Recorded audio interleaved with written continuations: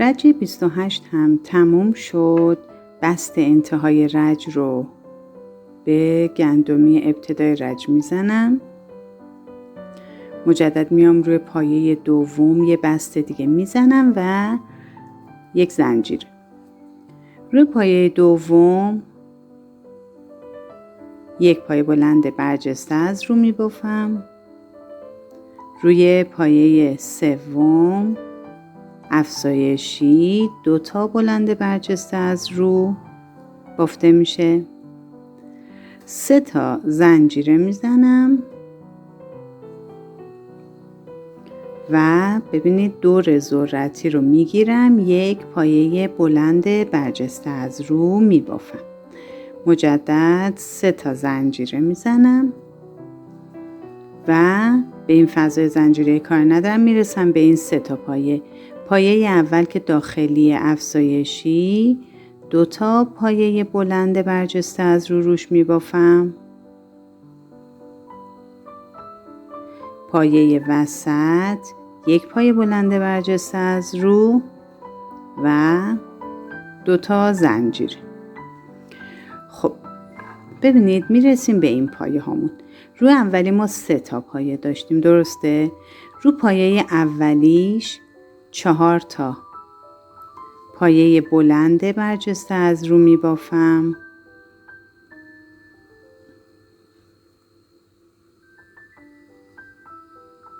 ببخشید.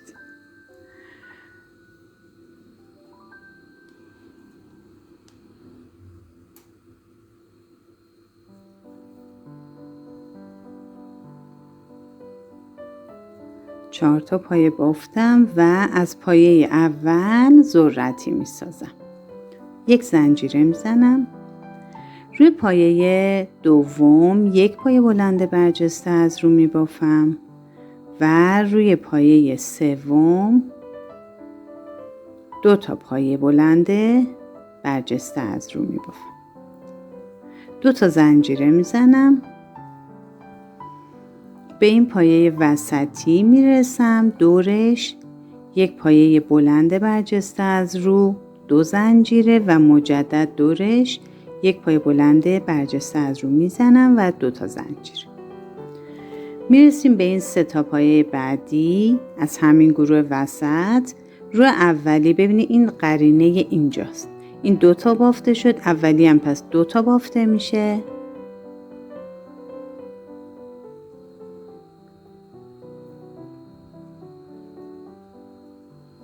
بعد رو وسطی یک پایه بافته شده بود اون سمت، اینجام یک پایه بافته میشه، یک زنجیره میزنیم و میرسیم به پایه آخری. پایه آخری رو ما به ذرتی تبدیل کردیم، پس اینجام باید 4 تا پایه بلند برجسته از رو روش ببافم و باهاش ذرتی بسازم. 2 3 و 4مین پایه. از پایه اول نخ میگیرم و ذرتی میسازم. 2 تا زنجیره میزنم. ببینید به چه صورتی شد. ابتدا و انتهاش ذرتی، اینجام که یه پایه بلند بافتیم. پس مجدد میرسیم به این 3 تا پایه. پایه اول رها، پایه وسط یک پایه بلند برجسته از رو، پایه آخر افزایشی 2 تا پایه بلند برجسته از رو و 3 تا زنجیره میزنیم و روی ذرتیمون یه پایه بلند برجسته از رو میسازیم. 3 تا زنجیره و میریم. فکر میکنم دیگه طبق الگو راحت بتونید ببافید. الگو سختی نیست، فقط ترتیبش باید رعایت بشه.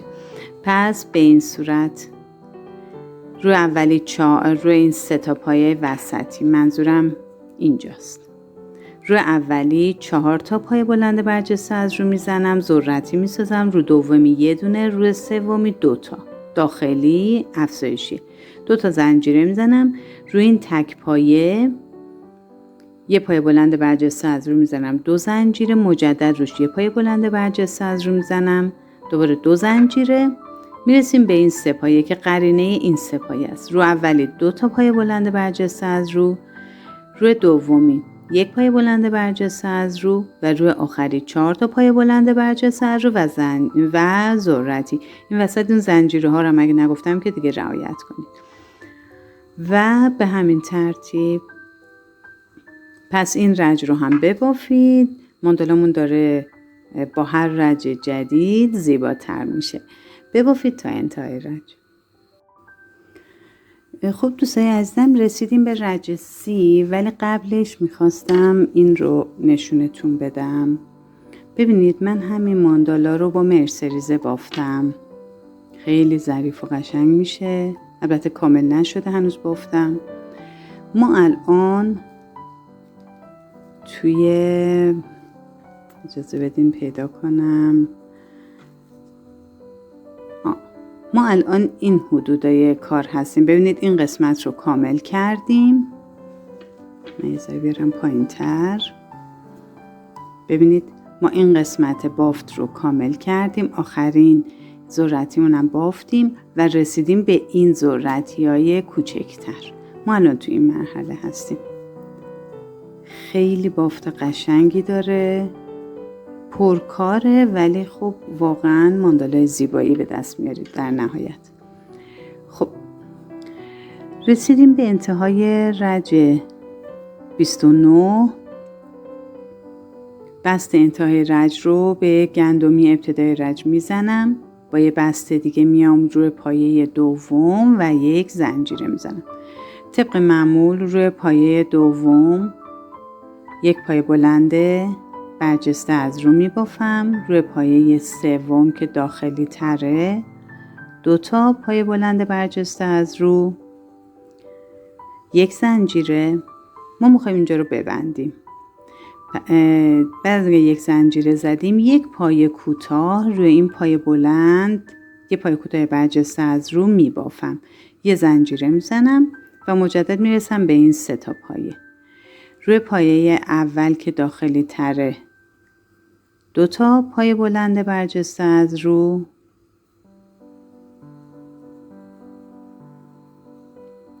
روی پایه وسط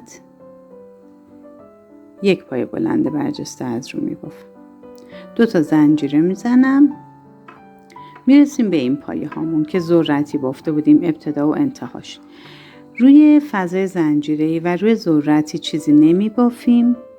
میریم روی پایه اول بعد از ذرتی. اینو میخوایم به ذرتی تبدیل کنیم. 4 تا پایه بلند برجسته از رو می بافم روی این پایه اول بعد از ذرتی. 4مین پایه.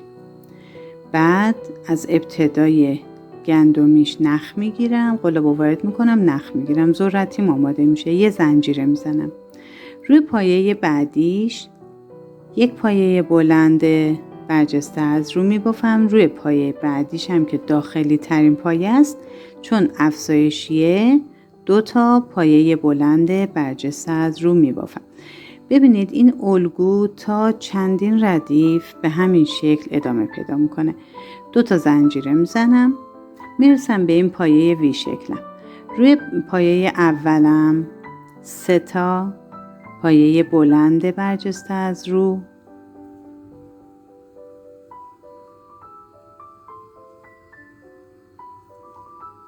بافته میشه. 2 تا زنجیره میزنم. توی فضای زنجیره ایم 1 پایه بلند برجسته از رو میبافم. 2 تا زنجیره میزنم. میام روی پایه دوم وی شکلم. رو اینم 3 تا پایه بلند برجسته از رو میبافم.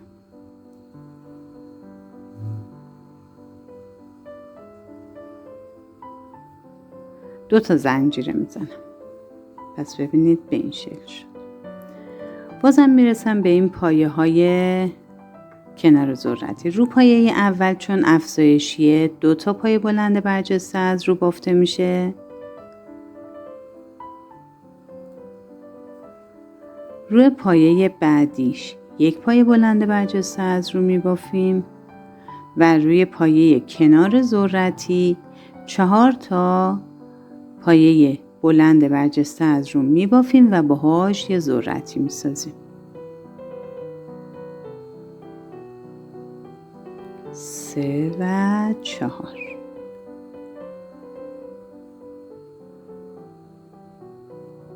از پایه اول نخ میگیرم و 2 تا زنجیره و مجدد میرسم به این 3 تا پایه. اولی که رها میشه، وسطی یه دونه پایه بلند برجسته از رو بافته میشه و سومی چون داخلی ترین پایه است 2 تا پایه بلند برجسته از رو میبافیم. تک زنجیره روی پایه بلند بالای ذرتیمون، یک پایه کوتاه، مجدد تک زنجیره و ادامه بافته. ببینید به این شکل میشه. این همون قسمتیه که گفتم تمام دورش ذرتی قرار میگیره. پس رج 30 رو هم ببافید تا انتها. دوستای عزیزم رسیدیم به رج 31. بست انتهای رج 30 رو میزنیم. طبق معمول یه بسته دیگه میزنیم، میایم روی پایه 2 یک زنجیره. روی پایه دوم یک پایه بلند برجسته از رو. روی پایه سوم 2 تا پایه بلند برجسته از رو میبافیم. یک زنجیره میزنیم. این قسمت روی زنجیره، روی پایه کوتاه و زنجیره بافتی انجام نمیدیم، مستقیما میایم روی این 3 پایه. روی پایه اول از داخل 2 تا پایه بلند برجسته از رو میبافیم. روی پایه وسط یک پایه بلند برجسته از رو. 2 تا زنجیره میزنم. ببینید به این صورت شد. دیگه داره بسته میشه این قسمت. میرسیم به این قسمت. پس ما گفتیم دور کار رو ما باید ذرتی ببافیم. به این بافت پایه ذرتی کاری نداریم. پایه اول بعد از ذرتی رو باید روش 4 تا پایه بلند برجسته از رو ببافم و ذرتی باش بسازیم.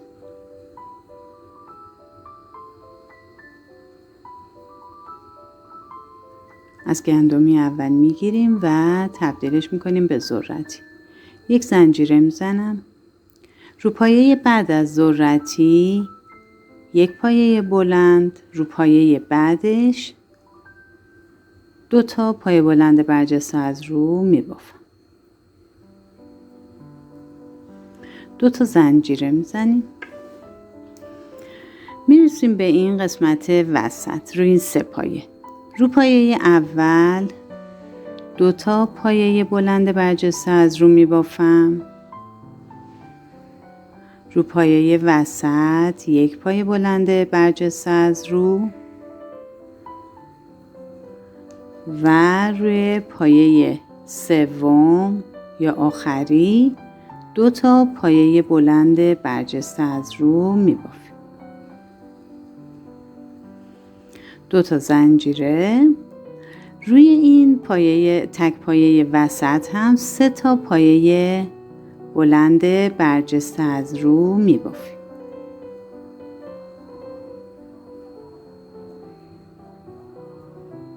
دو زنجیره. مجدد به این 3 پایه این سمت رسیدم. رو پایه اول 2 تا پایه برجسته از رو. ببینید قرینه اینه. رو پایه وسط یک پایه بلند برجسته از رو و رو پایه آخر 2 پایه بلند برجسته از رو میبافم. 2 تا زنجیره میزنم. میرسم به این قسمت. ببینید مشابه این پایه داخلی که افزایشی هستش 2 تا پایه بلند برجسته از رو باید ببافیم. پایه وسط یک پایه بلند برجسته از رو و پایه نزدیک ذرتی که 4 تا پایه بلند برجسته از رو میبافم و تبدیلش میکنم به ذرتی.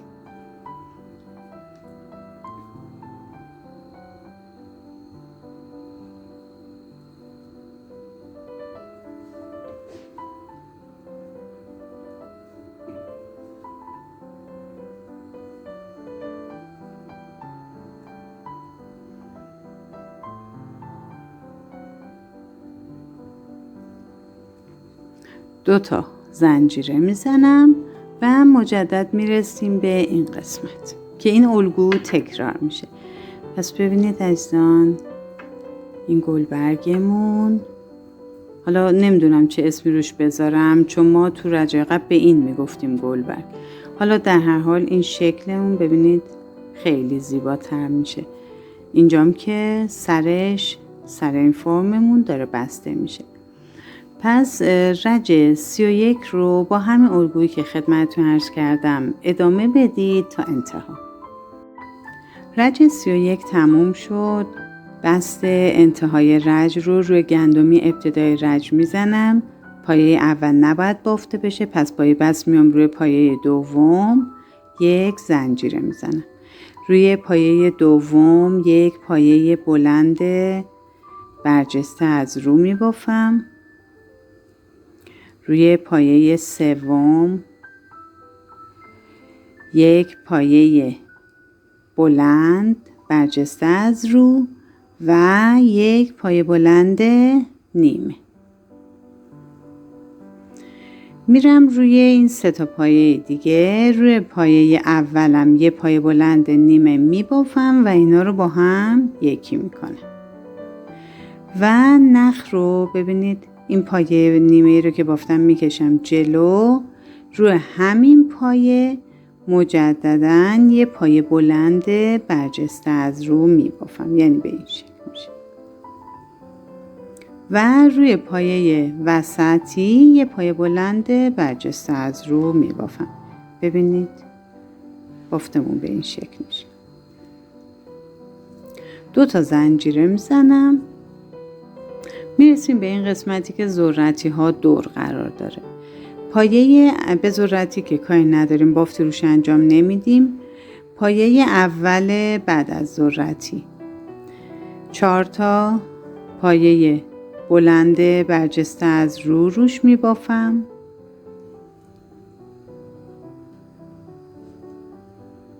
این الگو تا چند ردیف دیگه به همین شکل ادامه پیدا میکنه، فقط تکرار میشه. تبدیلش میکنم به یه ذرتی، یک زنجیره میزنم. رو پایه بعد از ذرتی یک پایه بلند برجسته از رو میبافم. رو پایه داخلیمون 2 تا پایه بلند برجسته از رو میبافم. 2 تا زنجیره میزنم. خب ببینید اینجا این فرم گلی که این وسط داشتیم، یه 5 زنجیره داریم، یک 5 پایه داریم، 3 پایه و 5 پایه. روی این 5 پایه روی تک تکشون یک پایه بلند برجسته از رو میبافیم.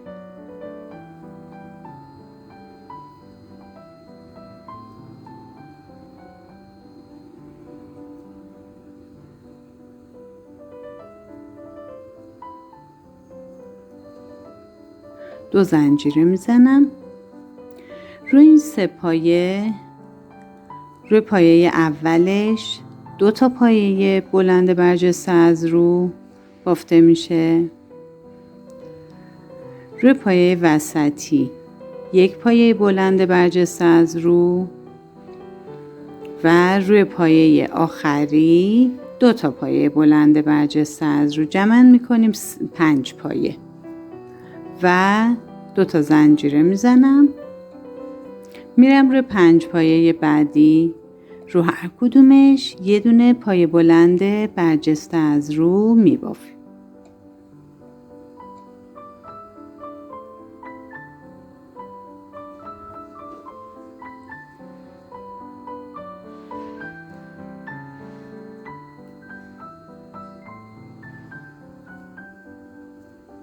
2 تا زنجیره میزنم و بازم میرسیم به این قسمت حاشیه‌اش که ذرتی داره. روی پایه اولی که داخلی تره 2 تا پایه بلند برجسته از رو باید ببافیم. روی وسطیه 1 پایه بلند برجسته از رو و روی پایه‌ای که قبل از ذرتی هستش 4 تا پایه بلند برجسته از رو میبافیم و تبدیلش میکنیم به ذرتی.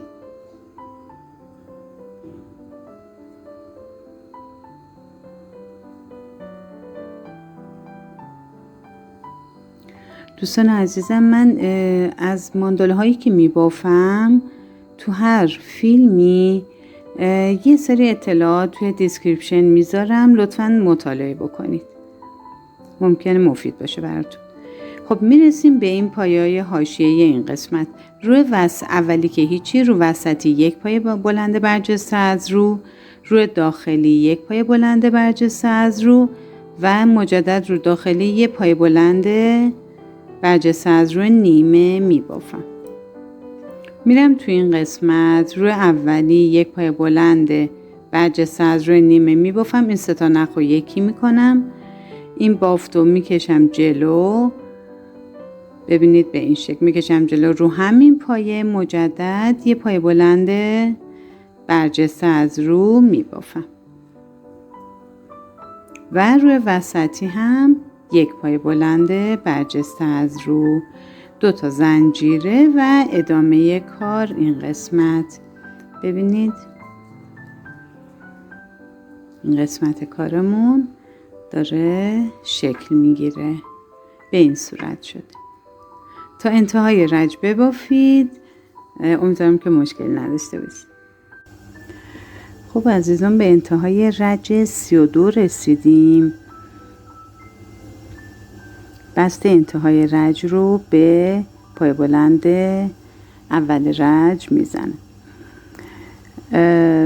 میام با یه بست روی پایه بعدی یه بست میزنم، همینجا 1 زنجیره. ببینید روی این پایه، روی پایه ادغام و روی این پایه باید بافت انجام بدیم، یعنی پایه اول رها میشه. خب من یه بلند برجسته از روی این پایه میبافم،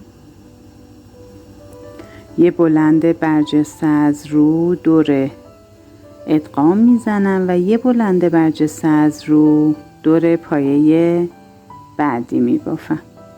2 تا زنجیره میزنم، میرسم به این قسمت که ذرتی داریم. پایه اول رو مثل روش که همش میبافتیم تو رجای قبل تبدیل به ذرتی باید بکنیم، یعنی 4 تا پایه بلند برجسته از رو میبافیم و ذرتی باهاش میسازیم.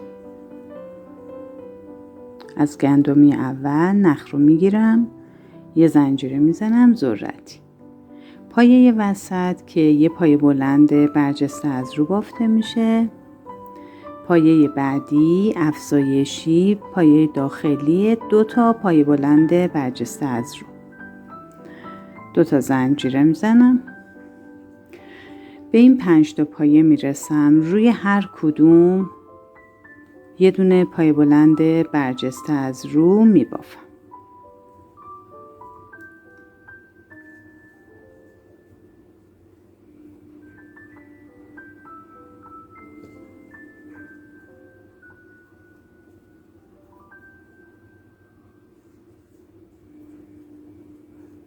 دو تا زنجیره میزنم.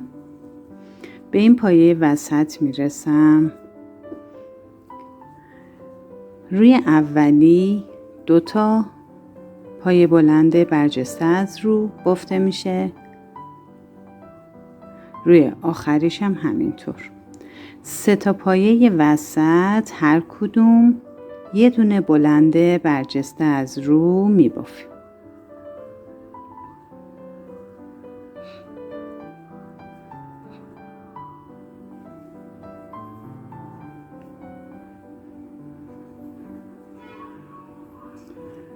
روی پایه آخری هم که گفتم 2 تا پایه بلند برجسته از رو باید بافته بشه.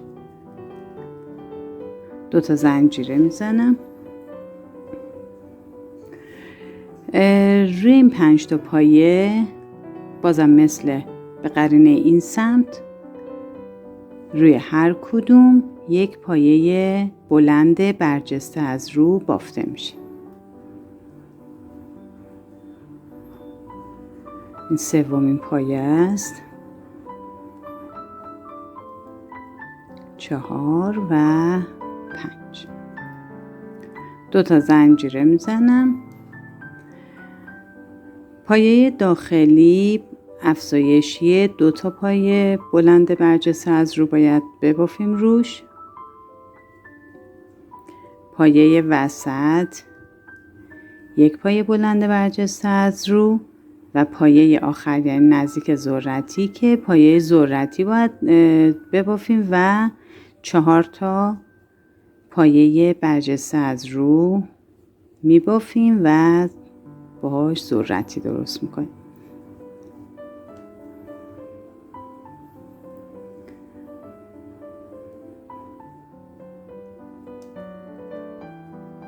دو تا زنجیره میزنم. میرسیم به این قسمت که ابتدای رج بافتیم. پس پایه اول رها میشه. روی پایه دوم یک بلند برجسته از رو میبافم.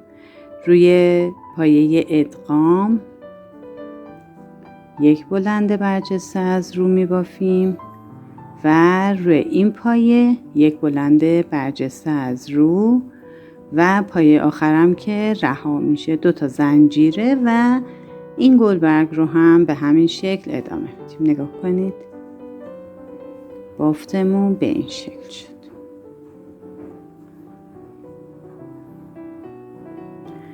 تا انتهای رج 33 با همین الگو پیش بریم. برای بست انتهای رج برمیگردیم.